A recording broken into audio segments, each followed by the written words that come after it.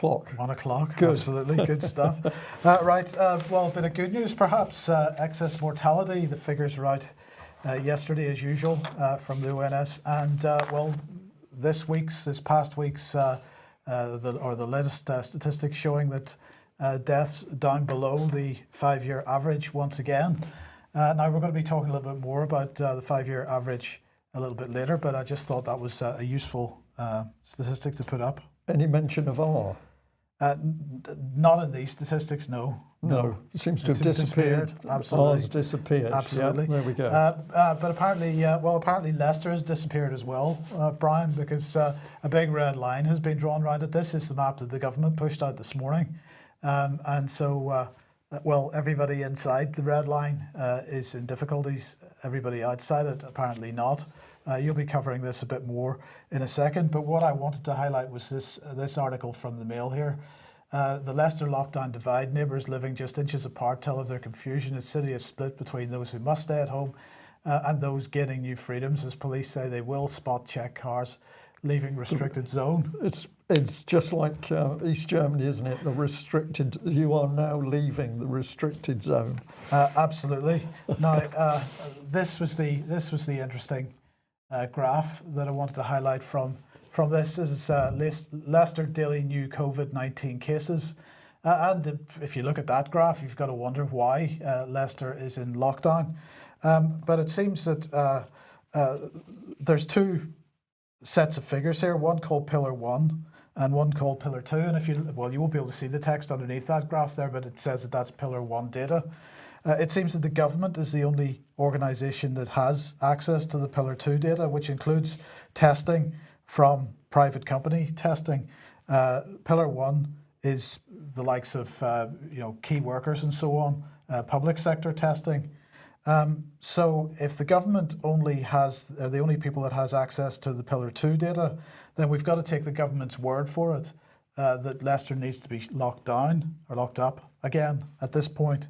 And it's interesting that the British Medical Association today has said that the government needs to start providing this Pillar 2 data so that local medical facilities, local hospitals can understand the situation before there's any claim of a lockup.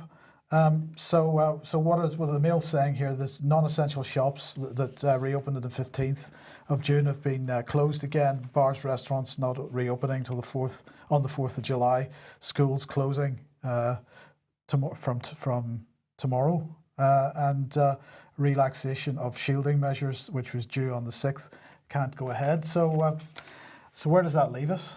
It leaves us in the situation. It seems that the government can tell us that a situation is true without publishing the data to back it up. That's exactly where we are, Mike, and that is incredibly dangerous. Let's just cover a little bit more of that article. We're going to have quite a bit of Mail stuff today, which I think we should. We'll see. We'll be explaining why.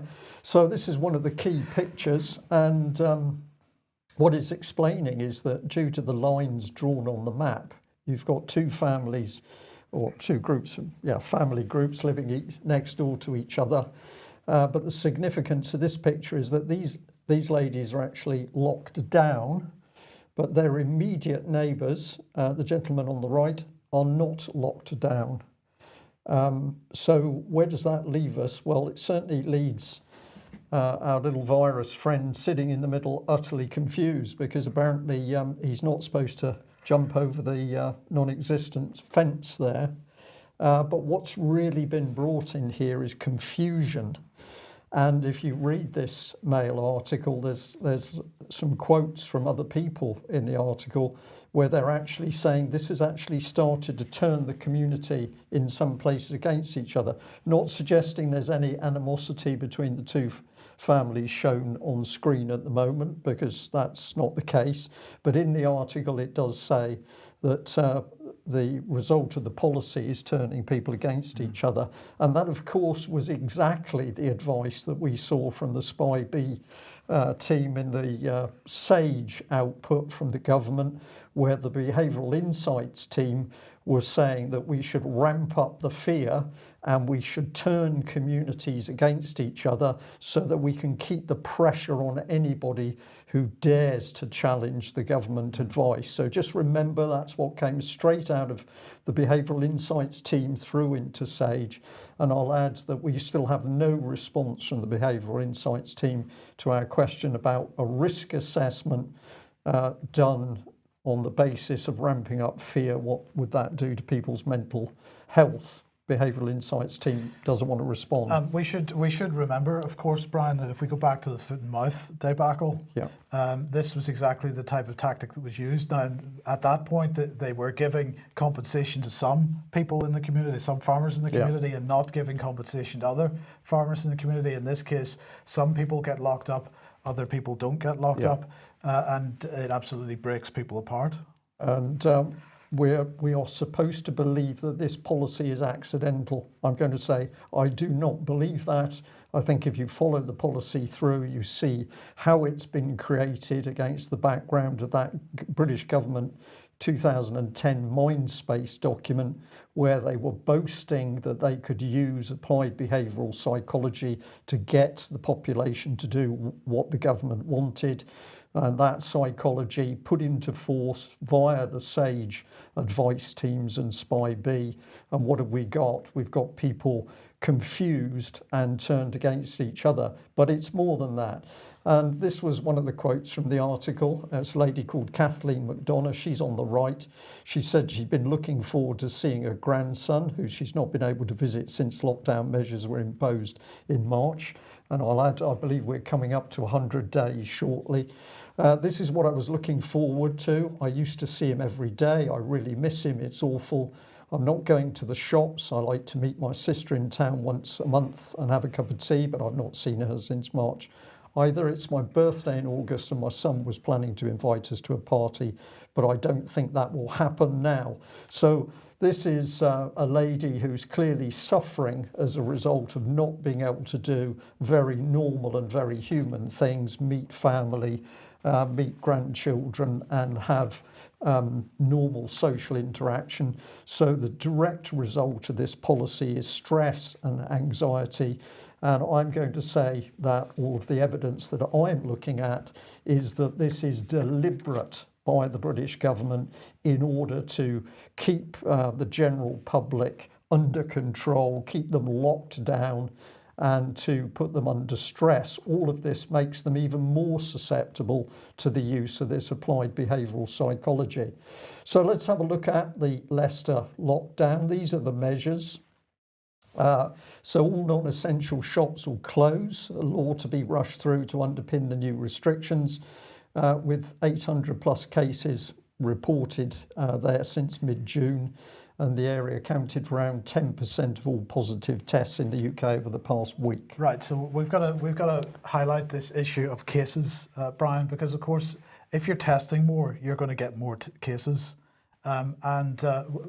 What are the numbers of hospitalisations? What are the numbers of people in critical care at the moment? Is there any evidence to suggest that Leicester is doing worse in terms of hospitalisations, critical care than any other part of the country? I haven't seen it yet. Yeah. Where is that evidence? Well, as we started out, you've just said, Mike, the government doesn't want us to see evidence. As you know, as with data on the risks of face masks, the British government does not want the population to see any medical challenge to their policy of wearing a face mask. So let's follow this through. Schools will close from Thursday. You mentioned that, not reopen until next term. So this is targeting the children again. Many children find being home for long periods, not seeing their friends, very, very stressful. People are advised to avoid all but essential travel to, from and within Leicester, and should stay at home as much as you can. So here it is, the lockdown. Don't go in the fresh air, stay at home, but no formal travel ban at this stage.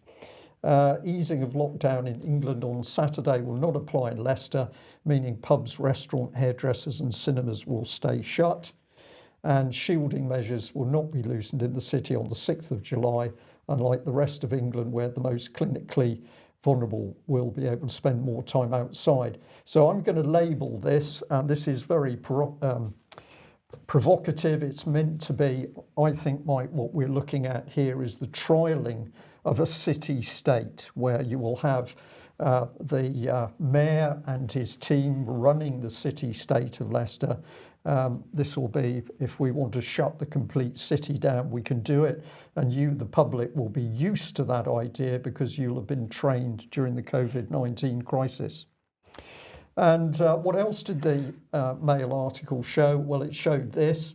So we've now got soldiers on the street. So is this part of the agenda? Soldiers on the street all wearing a pinny, which does distract a little bit from the image, but I'm sure the British Army is very happy to be wearing pinnies.